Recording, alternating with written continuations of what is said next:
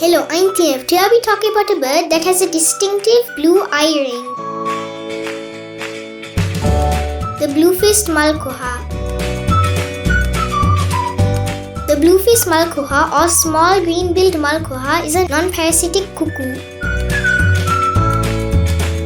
Found in the shrub and deciduous forests of peninsular India and Sri Lanka.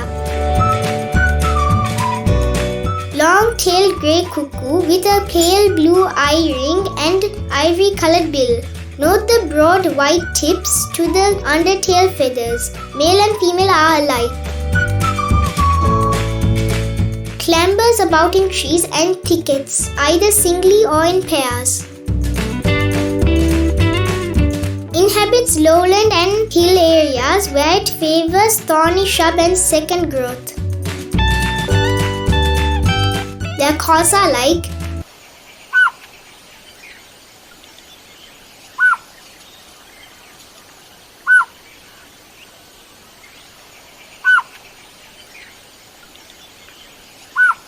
locally named Watha Nil Malkoha.